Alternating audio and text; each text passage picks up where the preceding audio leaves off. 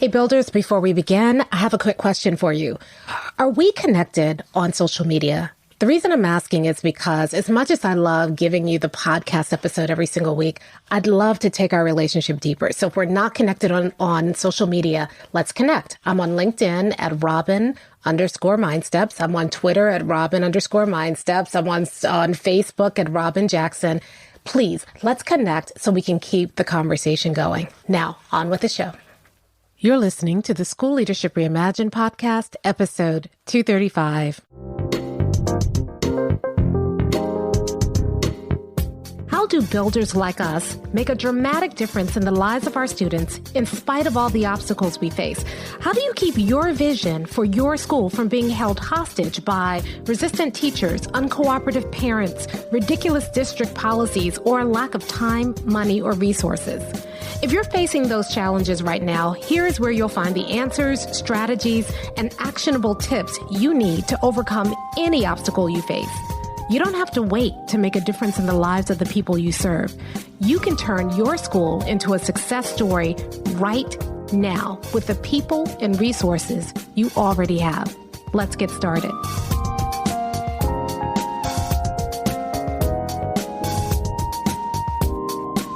Hey builders, welcome to another episode of the School Leadership Reimagined podcast. I'm your host, Robyn Jackson, and today is the day before Thanksgiving here in the United States.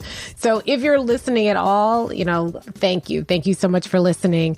But I'll be honest, I've got a ton of family coming in town. I'm going to be up to my elbows in cooking, and this is really a time for us to be sharing with our families. So today what I'm going to do is I'm going to share with you a rewind episode from this time last year. We're going to be looking at episode 184, which is really about 5 things that we should be thinking about right now to set us up for a strong second half of the year. This is a great episode full of really important tips for you to be thinking about. If you are listening to this while you are making your Thanksgiving dinner or while you are traveling to your loved ones, be safe and know that I really appreciate you. This podcast, I do it for you. Unlike other podcasts where they're kind of interviewing people and doing this sort of thing, and I love those podcasts, by the way. I have some favorites here, even in the education space. I love them.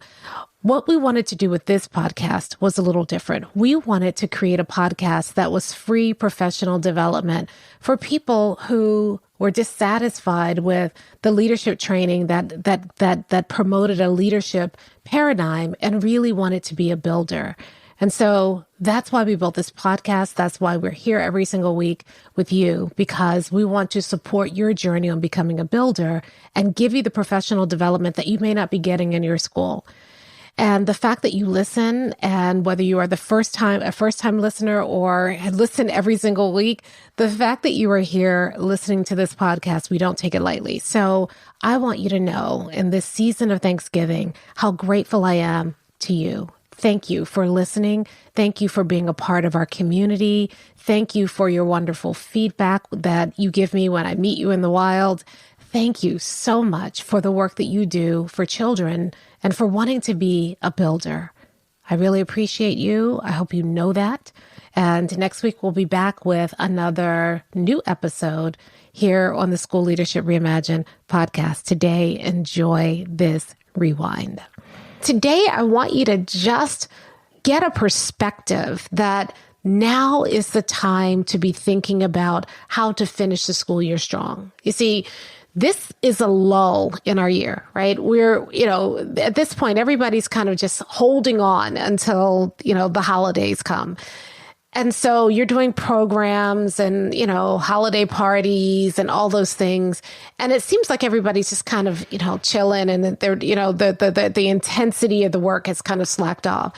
This is the perfect time for you to get ready for reigniting that intensity in January. A lot of people think, oh, I'll deal with it in January, or they try to kind of make up stuff to do when they're on break. Well, when you're on break, you should be on break. Wouldn't it be great if when you went into break this year, you already had things set up so that when you walked into the building in January, it was already done. You didn't have to deal with anything. You didn't have to come up with anything. Things were already in motion so that you could go back to school day one, the first day back in January, and you already have stuff there. You're not trying to scramble and create momentum. The momentum is already there. If you're a builder, you are thinking about that now. You're thinking about, what do I need to do now so that when we come back after break, we're ready. You're not thinking about, how do I hold on and survive until break? You're already beyond that. You're thinking about after break. So what I wanted to talk about today is, how do you start thinking about that? What are some of the things that you need to be considering now so that when you come back in January, school is just moving. You've created that momentum. And so this is not a complete list, but these are some ideas of some things to start thinking about. So the first thing I want you to think about is, I want you to think about your vision and your mission and your core values. This is the time that if you don't have a vision already, you need to start creating a vision, because everybody's, in January, everybody talks about New Year's resolutions, and, people are primed to think about, okay, this is new. This is a new beginning. So if you do not have a vision in place, you want to start thinking about and get your vision together now, so that when people come back in January, you can start sharing your vision with your staff. And it's a great way to kick off this new calendar year, but also to kick off a renewed sense of energy for your school year. Okay, so that's the first thing. Now, let's say you already have a vision. January is a great time to start thinking about realigning your work so that it is more in line with your vision. I'm seeing a lot of posts online now about, what can we take off teachers' plates? I've done podcasts about that. But instead of just randomly taking things off people's plates, you should start thinking now about, what work are you doing that is out of alignment with your vision, and how can you eliminate that work? What work are you doing that is in alignment with your vision, and how can you double down on that work? So, I've done some podcasts and some recent podcasts about looking for bright spots and thinking about your vision and checking out to see things that are in alignment. This is the time now for you to be thinking about that and to start putting things in place so that when you return in January, the work is more aligned. Because we all know January, February starts, and then we get into testing season, and everybody's overwhelmed and cranky because it's, weeks before the next break, which is spring break. And you want to put things in place now so that when you come back, you're not doing work that is out of alignment with your vision. That work is gone. People come back and they can really focus on the work that is in alignment with your vision, and they can start seeing results so that it doesn't feel like we're on this constant treadmill, just continually working hard and not seeing results from our work. We can actually start seeing results. So now is the time to start thinking about that. Third thing I want you to start thinking about is your master schedule. I think we underestimate the power of the master schedule. And in the new year, I'll be doing some episodes to kind of talk about master scheduling and some things you can think about and start considering as you get ready for master scheduling season. But I would always start master scheduling November, December. Right? I know people are, I can't think about that right now. People are still doing their master schedules in June and July. No, your master schedule is one of the best ways to build your vision, your mission, your core values into the DNA of your school. And so if you have a vision and mission and core values now, this is the time to start looking at your master schedule and figuring out what parts of our master schedule are out of alignment with our vision, mission, and core values. And what are some things that we need to consider as we go into master scheduling season in the new year. Now is a great time to reflect on what's working and not working in your master schedule. Now is a great time to take the master scheduling calendar that we have inside of BU Basic and pull that out and start putting things in place, scheduling things. When are you going to do your articulation? When are you going to have counselors come in and work with kids to think about schedules for next year? What are some missing courses? One of the things that we don't consider is that we're like, oh, okay, we want to add this course, but are your teachers trained? Are they ready to teach that course? Now's the time to start thinking, if I want to add a new program or a new course, so that I can start getting teachers training, so I can start helping teachers think about out the work now so that when we launch the course next fall, the teachers are ready, they're prepared. The first year isn't a wash because teachers are figuring it out. I've given them time to think it through, to get the training, to get the supplies that they need so that those new courses or those new programs will actually work. When I first started MindSteps, one of my first clients was the College Board, and the College Board hired us to go into schools that did not have AP programs and help them build AP programs. And so we would go in a year before the course started and go in and help them figure out what courses they needed to add. How do we get teachers training? How do we make sure the teachers are resourced? How do we prepare students so that they will be successful in those upcoming AP courses? And we would take an entire year just setting things up. So if you're thinking about new programs, now's not waiting until the spring to start thinking about that is too late. Now's the time to start thinking about what enhancements to our programs can we do. If you're thinking about a different schedule, now's the time to start playing around with those ideas. Now's the time to start preparing teachers. And also now is the time to start preparing students. Let me give you a concrete example. Let's say that you want to launch a new AP course and you need to think about the kids who are going to be taking that course next year. What could they be doing in their current coursework now that prepares them with the mindset and the skills and the soft skills that they need to be successful in that course next year? Next year, you're thinking about revamping your reading program. What do you need to be doing now to prepare students to think differently about reading and be ready to step into this new reading program next year? Next year, you're thinking about we need to increase the rigor in our coursework. What do you need to be doing now? What soft skills do you need to be doing? What do you need to be experimenting with in terms of teaching techniques so that you can figure this out? So next year, when you start the new program, you don't have the bumps and starts of that people normally experience in the school year. It's a seamless transition. So now is the time to start dreaming about next year. Where do you want to see your school next year?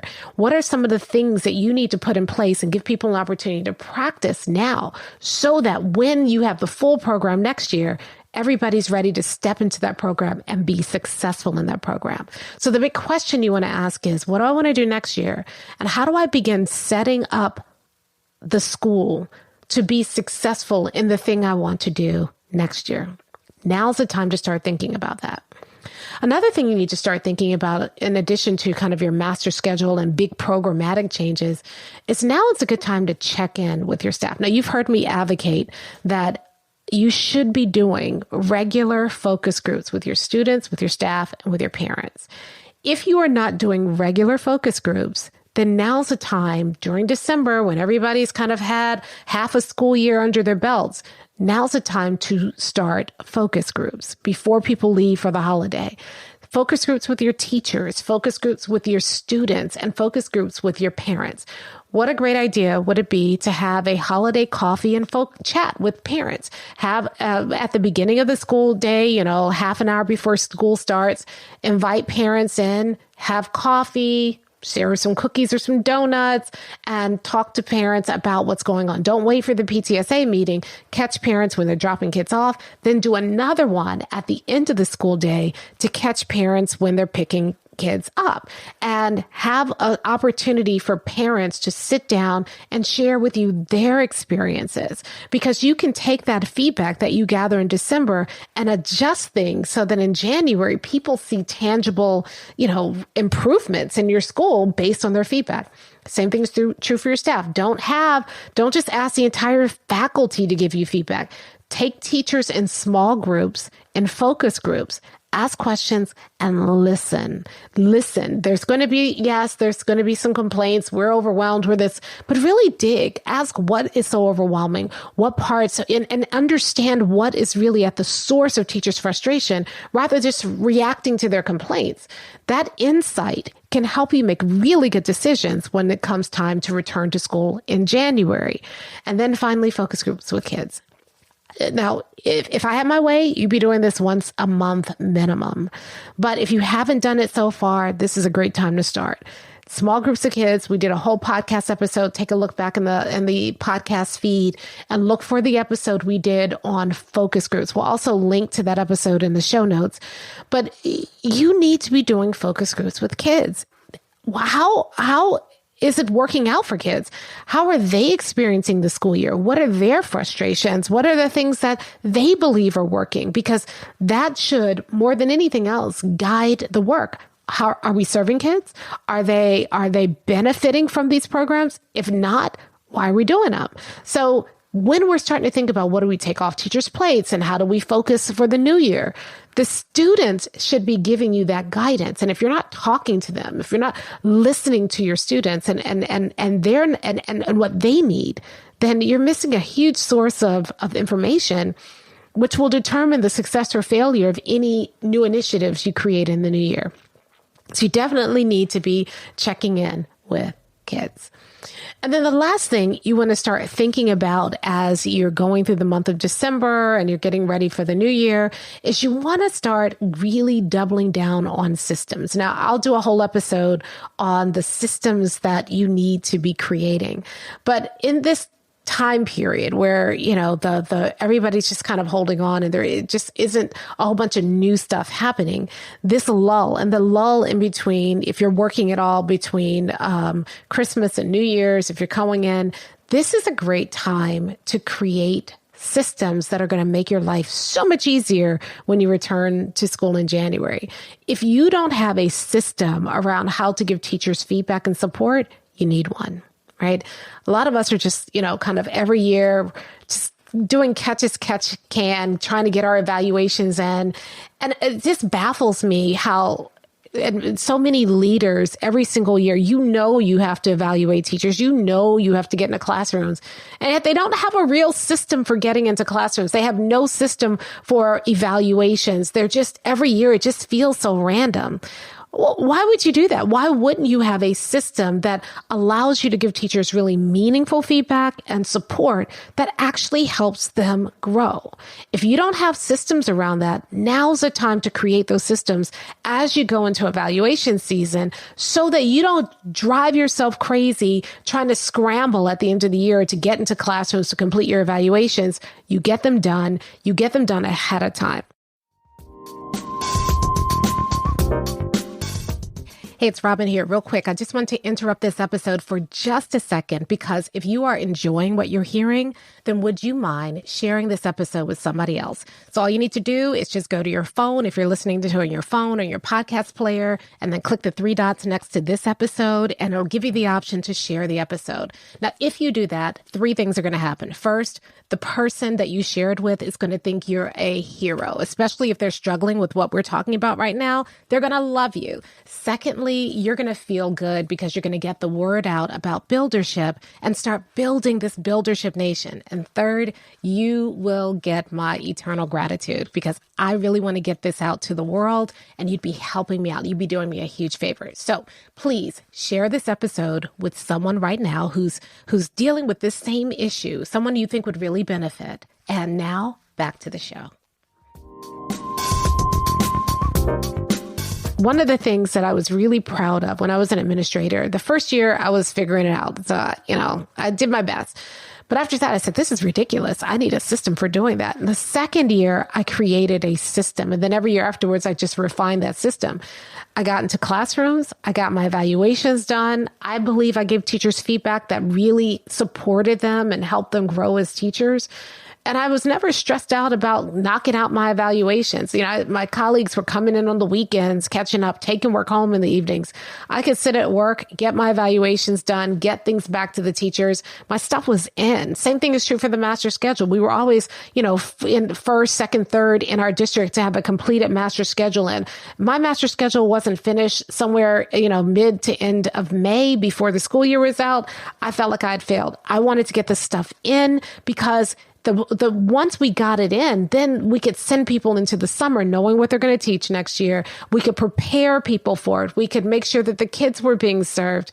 And I wasn't driven crazy. So if you don't have systems around that, if you don't have a system around cultivating a healthy school culture, then, when those winter months when we're just holding on for spring break, that's when toxicity really begins to fester in your school. And you need a system around that. If you don't have a system that helps teachers become more accountable to the most important work in your school, not because you're chasing and checking and correcting them, but because you're setting teachers up to be successful in doing the work that matters most. If you don't have a system around that, you're going to be running around like a chicken with its head cut off come the new school year. So now's the time to really take a good look at the systems that you have and ask yourself, are they working? And if not, now's the time to put things in place so that when you return to work in January, you have a system you can rely on. You can hit the ground running. You are doing work and being efficient and effective. You're leaving work earlier. You're not taking work home nights and weekends.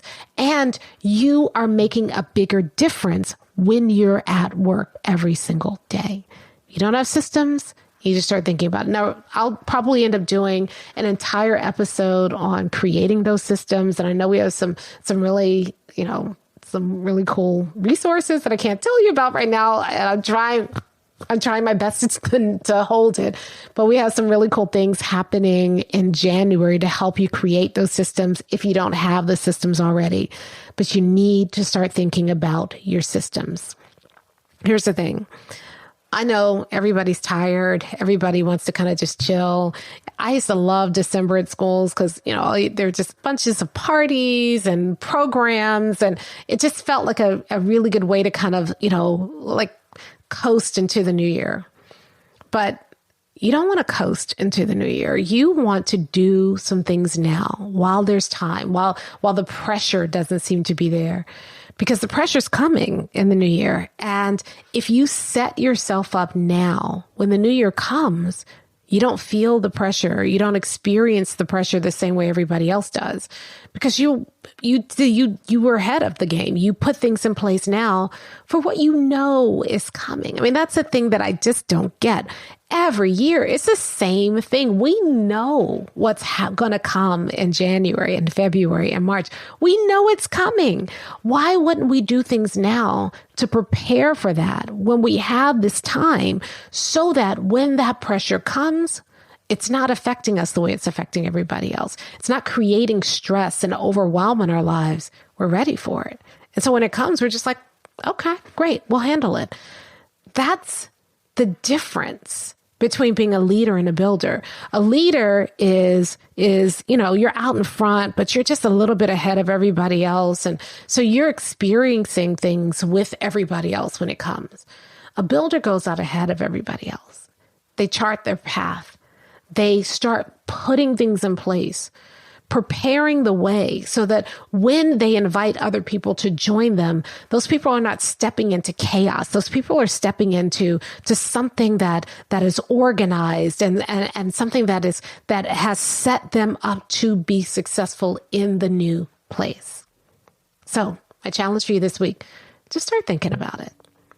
Start thinking about if you don't have a vision, you need to have one. So use the month of December to create a vision for your school so you can share it in January when people are receptive to hearing that sort of thing anyway. So get ready to launch your vision in January. If you do have a vision, you need to be thinking about a couple of things. First of all, now's the time to get feedback from your students, from your teachers, from your parents, focus groups. Right? This is a great time to do it. You can, have holiday cookies and donuts and candy canes and coffee and tea and hot chocolate and bring people together and collect their feedback because their feedback is going to help you in the year strong. Second thing, you don't have a master schedule and you're not planning for that already. Now's the time to do that. Don't wait. We have a master scheduling calendar inside of BU Basic. Get the calendar It starts you, it's a year-long calendar, but pull up the December stuff and start putting things in place based on what the checklist is for December, so that when you return to school in January, the master scheduling process is going smoothly and you have the opportunity to really build some things into the DNA of your school that are truly aligned with your vision. If you have a vision, you want to start looking at where we misaligned with our vision, because that gives you the direction for what you need to be addressing and fixing in the new year. And then finally, if you already have your vision, you should be thinking about your systems. And the 4 systems that I really want to encourage you to think about: systems around feedback, supporting teachers, accountability and setting teachers up for success, and transforming your culture and making it a healthier school culture. If you don't have systems around that, now's the time to start putting those systems in place so that when you come back to school in January, you've created momentum. When people come back, they're not just saying, hey, oh yeah, okay, now we're back. Where did I put that thing and where are we going to? No, they come back and there's a focus. And that focus is going to carry you through what I believe is the most difficult time of the year, which is those winter months, that lull between winter break and spring break, where everybody is feeling a lot of pressure and, the half the year is gone and we need to be making progress and we need to get ready for testing and everybody's already feeling overwhelmed and pressure anyway. Why not put some things in place to make that time period more productive, to make that time period not feel so overwhelming, to make that time period actually pay off for your students and your teachers? So that's my challenge for you this week. Just start thinking about it.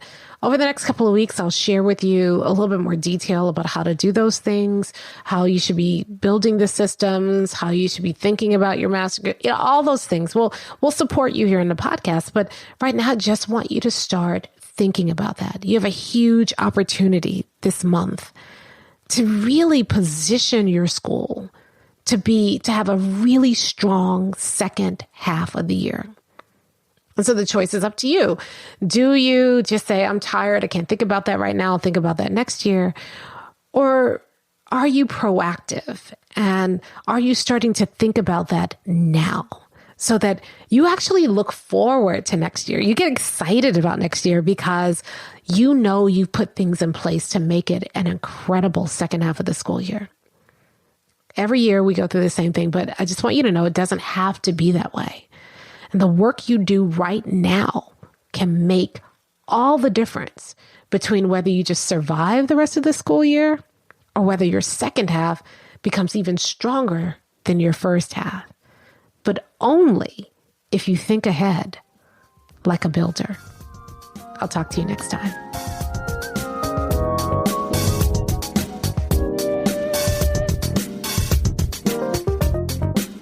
Hey, if you're ready to get started being a builder right away, then I want to invite you to join us at Buildership University. It's our exclusive online community for builders just like you, where you'll be able to get the exact training that you need to turn your school into a success story right now with the people and resources you already have.